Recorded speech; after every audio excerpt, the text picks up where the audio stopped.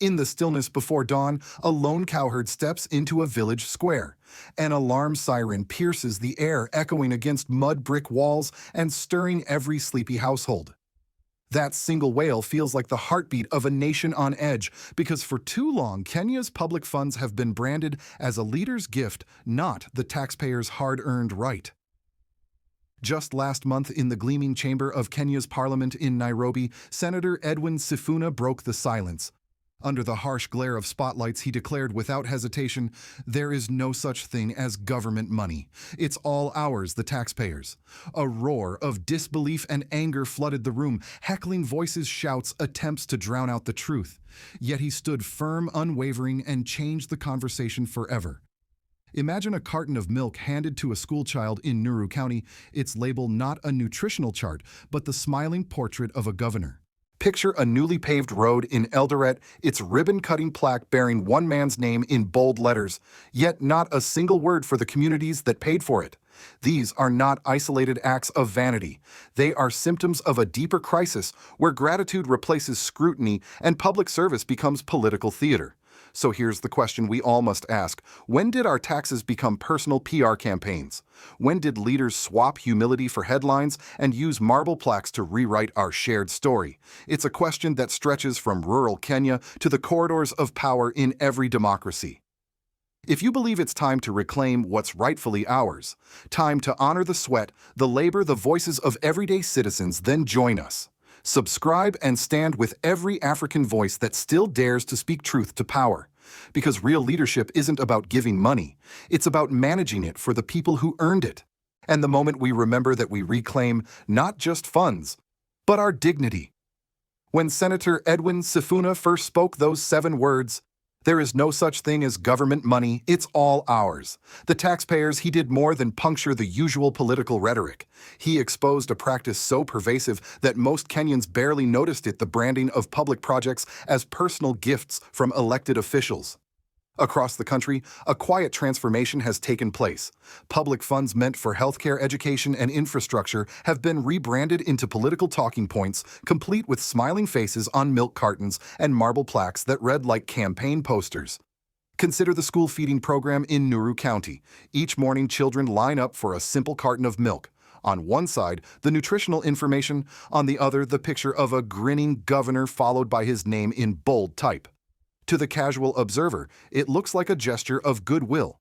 To Senator Sifuna and to the parents who have paid every VAT charge and income levy, it's a reminder that the narrative has been stolen. The milk is paid for by the same families whose children enjoy it, yet the governor's portrait suggests otherwise. In that image, a complex system of taxes and public budgeting is flattened into a single PR moment. "Look what I have done for you." Then there's the case of the newly paved road in Eldoret. At the ribbon-cutting ceremony, local leaders and journalists cluster around a pristine plaque set in polished stone. The plaque reads, "Commissioned by His Excellency Governor. Name." The crowd applauds, cameras flash. Yet what remains unsaid is that the county's budget derived from billions in annual allocations funded every meter of asphalt. The governor did not author the funds any more than a bank teller authors the money in your account. He merely controlled access to it. But by placing his name in granite, he created a narrative in which he alone deserves gratitude. This phenomenon isn't limited to small-scale projects. In Kisumu last year, a senior doctor tweeted a thank you not to the Senate or to the taxpayers who finance government hospitals, but directly to President William R.T.O. "Thank you for giving us the money to upgrade our wards." That moment went viral. The doctor's sincere gratitude became a textbook example of how public perception can be manipulated. Senator Sifuna's response was immediate. That is not his money.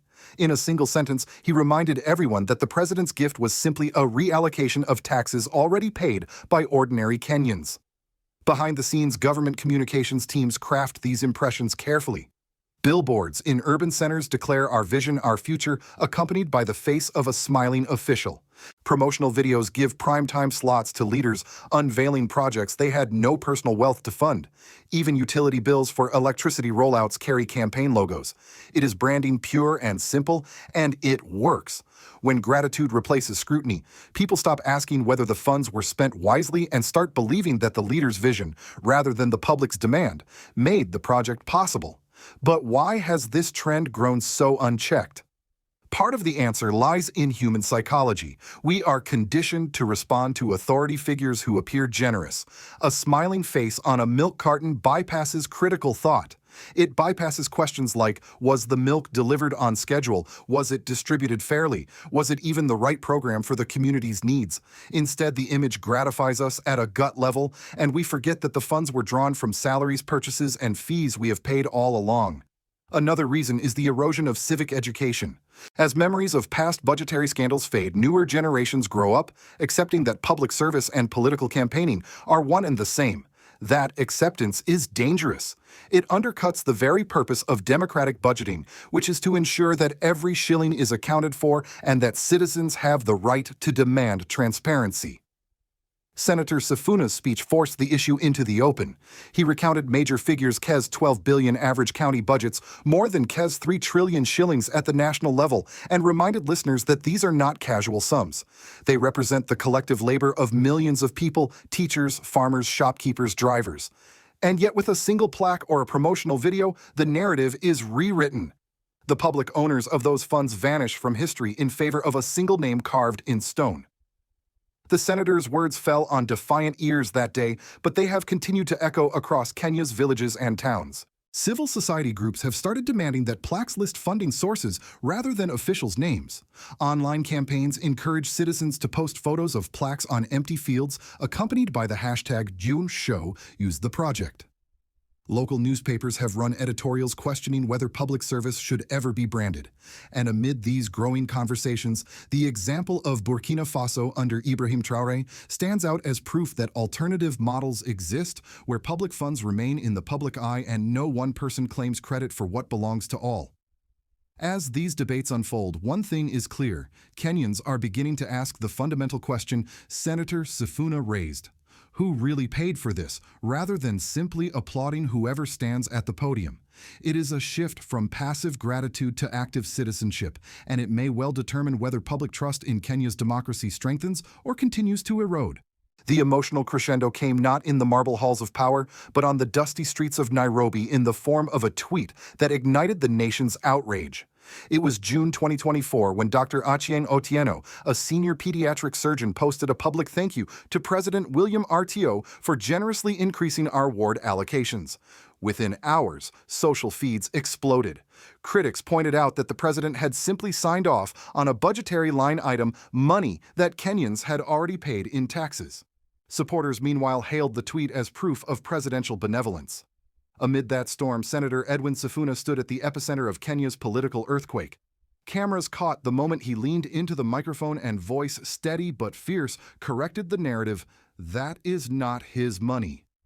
The room fell into a stunned silence before rising in a clamoring uproar. Opposition legislators waved torn bits of the doctor's tweet. Ruling party MPs pounded desks in defiance. The gavels echoed like war drums. In the gallery above, students and civil society observers gasped, then took out phones. Live streams went viral. Within minutes, Yes, Not His Money was trending alongside Nanen's show Use the Project. Even international correspondents filed dispatches, noting that few democracies witness a senator being heckled for defending the idea of ours over mine. Political talk shows replayed the clip with incredulous commentary. How often does a lawmaker upend the accepted script accusing the state of theft that helped propel the movement into everyday conversations? In Matungu, market vendors argued over tea about whether their local governor deserved applause for the new dispensary until someone reminded them it was built with their own fuel levies. In Nakuru's crowded minibuses, conductors shouted, "Show us the project," as passengers nodded in agreement. Across the Rift Valley campuses, student unions passed resolutions demanding that plaques list funded by taxpayers rather than commissioned by Governor X. But the true climax and the moment when gratitude turned to grief came when news broke of 16-year-old Rex Masai's death. During a peaceful demonstration outside Parliament, police fired live rounds into the crowd.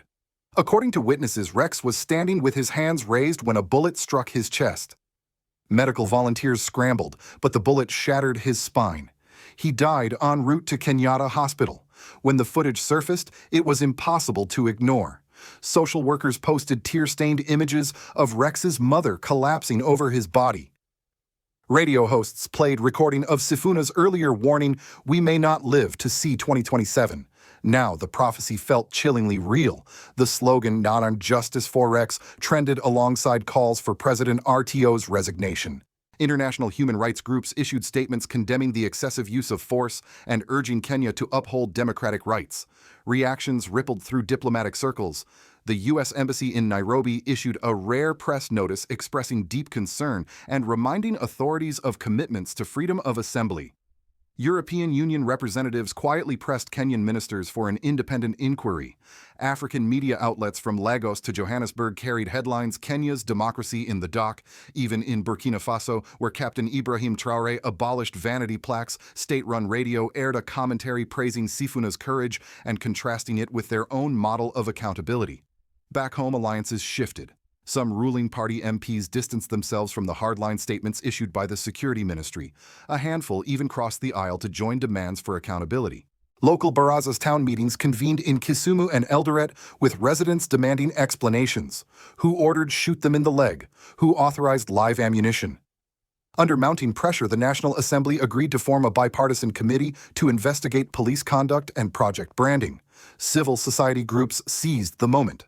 Transparency International, Kenya chapter, launched a nationwide audit of high-profile projects. Activists printed flyers showing side-by-side images of plaque-lined billboards and the empty sites they purported to celebrate. A new grassroots coalition, Citizens for Fiscal Honesty, organized community workshops teaching Kenyans how to read budget documents and track project funds. Yet, even as the crescendo of outrage peaked, counter-narratives emerged. Government spokespeople argued that branding was necessary to build trust, reminding citizens that you don't thank the bank teller, you thank the bank. Social media influencers with carefully curated hashtags urged moderation, warning that too much protest risked destabilizing development. That tension between accountability and control underscored the stakes. On one hand, the country witnessed an unprecedented surge in civic engagement, fueled by the climax of Sifuna's speech and Rex Masai's tragedy. On the other, the machinery of state pushed back, wielding slogans and spin to reclaim the narrative. In that battle, the question became clear: would Kenyans choose to embrace the accountability championed by Captain Ibrahim Traoré in Burkina Faso, or would they allow political theater to drown out the truth? As the dust settled on those fateful weeks, one fact remained. The climax of events had shattered the illusion that public funds could be quietly personalized. Instead, it unleashed a wave of activism and scrutiny that threatened to redefine what it means to serve and to be served in Kenya's democracy. When the groundswell of public outrage over personalized plaques and state violence peaked, Kenya found itself at a crossroads, one path leading toward greater civic empowerment, the other toward entrenched political division. The civil and political consequences that followed Senator Sifuna's declaration and the tragedy of Rex Masai have rippled through communities, institutions, and power corridors alike. In towns from Kisumu to Kwale, ordinary Kenyans swapped resignation for resolve. Women's groups in Mombasa organized plaque watch screenings, photographing every newly unveiled project to verify its existence. Village elders in Turkana began hosting weekly Baraza's public forums where citizens could question local leaders about budget allocations. An elder named Mama Pendo described the shift: before we just attended handover ceremonies and clapped. Now we ask, where are the trucks? Where are the medicines? This renewed civic education sparked a flurry of petitions demanding transparent accounting, forcing county governments to publish expenditure reports online, sometimes for the first time. Across university campuses, student unions morphed into budget watchdogs. In Nairobi's Kenyatta University, the Student Council launched a Know Your Budget campaign, distributing pocket guides to national and county budgets. Lectures on public finance replaced social mixers. Professors who once taught theory now guided students through real procurement documents. The result was a burgeoning class of young activists, fluent in line items and procurement codes, a generation unwilling to accept a smiling face in place of clear answers. Faced with mounting pressure, several county assemblies amended procurement laws to include source of funding clauses, mandating that all contracts and plaques must cite line numbers and fiscal years rather than personal names. In Nandi County, a motion sponsored by cross-party legislators passed unanimously. Any project branded with an official's name would be deemed non-compliant and subject to financial penalties. This marked a rare display of unity in a parliament often riven by party loyalties. At the national level, the bipartisan committee formed to investigate police conduct and project branding held its inaugural hearing less than a month after Rex Masai's death. Eyewitnesses, including human rights lawyers and community organizers, testified on camera, their voices carrying the weight of moral urgency. Under oath, police officials admitted that "shoot them in the leg" had been distributed as an internal memo, a revelation that prompted calls for resignations within the security ministry. Although some ruling party stalwarts attempted to stonewall the inquiry, the sustained media coverage and NGO pressure ensured that at least half of the committee's 12 recommendations, ranging from independent civilian oversight to mandatory human rights training, were adopted as draft legislation. The courts, too, became arenas for accountability. In Kiambu County, a group of mothers filed a landmark suit against their governor, arguing that the personalized milk pack labeling amounted to misuse of public funds. A high court judge granted an injunction preventing further distributions until the labeling was changed, citing the public's right to accurate information under the Constitution. That legal precedent opened the door for dozens of similar suits, creating a cascade of litigation that county attorneys could not easily dismiss. Simultaneously, constitutional petitions challenged the legality of live ammunition in crowd control situations. Lawyers representing Rex Masai's family argued that police actions violated Article 24 of the Kenyan Constitution, which guarantees the right to life and security. In a historic ruling, the High Court ordered the repeal of the police's use of force guidelines, pending review effectively banning live rounds against unarmed protesters. Civil society organizations hailed the decision as a milestone, one that could reshape Kenya's approach to dissent for generations. Yet, the backlash was real. Pro-government rallies erupted in counties where leaders felt under siege, with some supporters chanting slogans like "Don't murder good governance" and "Hands off our leaders." Social media influencer groups formed Stability First campaigns, framing the new transparency measures as threats to development. They argued that constant scrutiny would paralyze project implementation and scare away investors. In fiercely contested seats, election slogans shifted from "service delivery" to "defend our governor" or "protect our president," revealing how quickly civic demands could be recast as partisan battle cries. This polarization underscored the fragility of Kenya's democratic transition. While some communities embraced the lessons of civic stewardship, others retreated into defensive nationalism, convinced that criticism equaled betrayal. The risk analysts warned was that the very debate over public ownership could fracture national unity, pitting tax-paying citizens against those who saw Kenyan leadership as bulwarks against external interference. As the legislative and judicial wheels turn, one fact endures: the struggle to redefine governance from patronage to stewardship is far from over. Civil society groups continue to train local watchdogs, legal teams prepare new petitions, community barazas have become part of Kenya's civic calendar. At the same time, political operatives refine their messaging, ensuring that the next generation of plaques and promotional videos will attempt new tactics to humanize the face behind the funds. But the seeds planted by Senator Sifuna and watered by the grief of Rex Masai have spread. Wherever citizens gather, in online forums, market stalls, or county halls, they now share a simple question: who really paid for this? That question, once unthinkable in polite company, has become the very heartbeat of Kenya's democratic renewal. Across the ocean, American audiences may recognize this struggle in their own history. Just as Watergate exposed abuses of executive power, Kenya's debate over whose money echoes the tireless work of U.S. investigative journalists who held leaders accountable.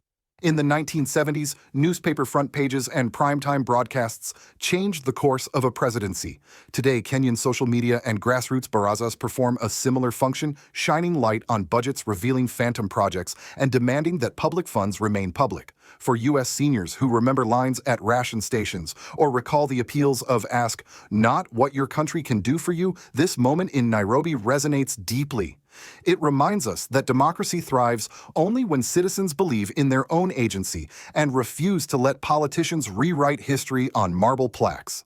It calls to mind Americans who challenged big government when it overreached and who insisted on transparency in defense spending, social programs, and bridge construction. On the world stage, Western diplomats have taken notice. The U.S. Embassy's deep concern over protester safety was not mere politeness, it reflects a broader commitment to civic rights that shapes aid and trade relationships. In Europe, human rights groups compare Kenya's police reforms to their own debates on crowd control legislation. And in capitals from London to Tokyo, Kenya's reckoning is reported as a benchmark for emerging democracies in Africa. Meanwhile, Burkina Faso, under Captain Ibrahim Traoré, offers a contrasting example. There, no governor's visage graces a single signpost. Projects are labeled simply by purpose: Eldoret Health Center, not Governor so-and-so Pavilion. That model has drawn praise in global development circles, cited in NGO reports as best practice for keeping citizens at the center of governance. It shows that stripping away vanity can strengthen trust and accelerate progress. For American viewers over 60, this story is more than just Africa news. It is a reminder that vigilance never ages. Whether you marched for civil rights or watched the fall of the Berlin Wall, you know that power unchecked invites abuse. Kenya's citizens now stand at a crossroads similar to moments in U.S. history when ordinary people demanded more than slogans and handshakes. They demanded real accountability. As we watch Kenya's journey, we see ourselves in their questions: who really paid for this? Who benefits? And how far should we let our leaders go before we speak out? If those questions still matter to us in America, they matter to every democracy, and especially to those in Burkina Faso under Ibrahim Traoré, where the stakes of public stewardship have become a global lesson. In the quiet that follows every protest chant and every gavel strike, a warning echoes through Kenya's streets and beyond. When citizens stop questioning, they surrender more than their money, they surrender their future.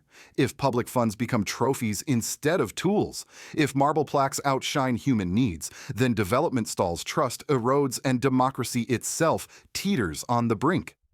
Imagine the day when every school is named for a governor, every hospital wing bears a politician's face, and no one remembers the teachers, nurses, or community leaders who make real progress possible.